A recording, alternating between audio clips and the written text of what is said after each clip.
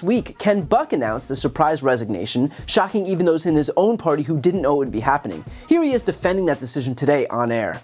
You left Congress as of Friday, just as that was all going down. I guess that didn't cause you to rethink your decision? Not at all. Not at all. No rearview mirror. Happy to move on. Dysfunctional place. I mean, you must have been pretty intensely frustrated to not only not run again, but to leave early. And you're not alone, obviously. Mike Gallagher just said he's leaving too. Yeah. Well, since this Congress started, there have been efforts to impeach the Secretary of State, the Secretary of Defense, the Chairman of the Joint Chiefs of Staff, the President, the Attorney General, the FBI Director, and in fact did impeach the Director of Secretary of Homeland Security. Serious problems with setting priorities. We have a very tragic circumstance in Ukraine. We have a spiraling debt. All kinds of out-of-control problems, and we focus on messaging bills that get us nowhere. And that was then followed by yet another Republican, Mike Gallagher, who'd already announced that he wouldn't be running for re-election, but then came out and said that he would be resigning from Congress early, also disillusioned with his party.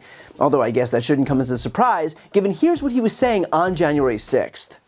Right now, I am sheltered in place in my office because we have protesters who have stormed the Capitol, clashing with Capitol Police, forcing their way into Statuary Hall.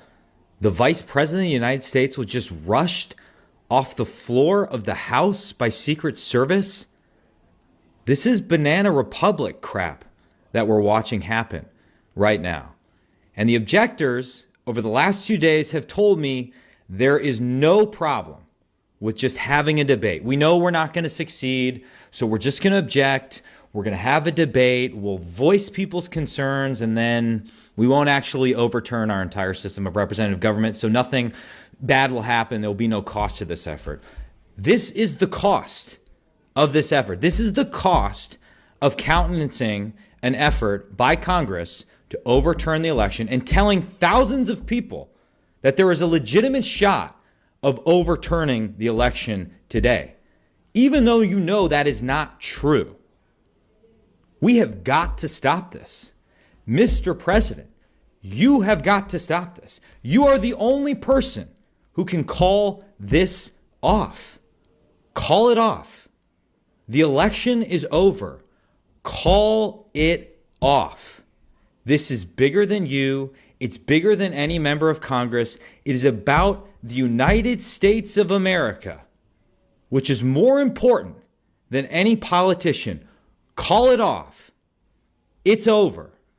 And of course, now that he's watched his party rally around that very guy responsible for that insurrection, that probably didn't do much to instill in him any more confidence in the future of the GOP. That retirement will bring the Republicans' House majority down to one single seat. That's it, which I suppose shouldn't be surprising. Republicans swept into Congress amid promises of curbing inflation and lowering costs, and yet they haven't passed a single bill doing any of those things. Hell, they couldn't even pass a bill securing the border that was negotiated by their own party. All they were able to do was spend 15 months investigating Joe and Hunter Biden in a probe that was so disastrous, so baseless, that even when Jared Moskowitz himself offered to be the first to call for President Biden to be impeached so that we could just get on with the process of either impeaching him or not a single Republican was willing to second his motion because they knew that they weren't able to prove any wrongdoing and wouldn't have the votes. What are you waiting on? Let's just do it. I mean, by the way, we got Chairman Jordan here also, the double chairman. Why aren't you guys calling for the vote in your committee? When is it going to happen? When can we tell the American people you're going to stop wasting their money and just call for the vote on impeachment? Gentlemen, yield? Sure. We don't do snap impeachments like you guys. We actually do the facts. We do oversight according to the Constitution. You're never going to call for it. You're never going to call for it. I mean, now you can predict. You can predict the future. How do you know? You guys only have 6 more months probably in power, right, until the election. So are you going to do it in 2 months? Are you going to do it in 3 months? Like, tell the American people. Does the Constitution put a time limit on oversight? I didn't read that in the Constitution. If you believe you can't call for the impeachment now, then what you're admitting is you haven't yet proven that he's committed a high crime and misdemeanor. You haven't proven it yet. Otherwise, you would call for it, I assume. We're doing our work. Okay, so they haven't proven it. right? They haven't proven he committed a high crime and misdemeanor. Otherwise, we would call for impeachment. So I just, look, you know, the chairman knows me well. I mean, I'm just here to help him, right? And so I just think we should do it today. Let's just call for it. I'll make the motion, Mr. Chairman. I want to help you out. You can second it, right? Like, make the motion to impeach President Biden. Go ahead. It's your turn. You second it. No, nothing. Okay, we got nothing. So yeah, in terms of why no one seems to want to be a part of today's Republican Party, it really is one of life's great mysteries. So hopefully Lisa Murkowski is willing to not just talk the talk, but also walk the walk and send a message to her own party, for the time being, that if they want to stand for Trump and his brand of election denialism and anti-constitutionality and un-Americanism, that's their prerogative, but that she's not going to empower them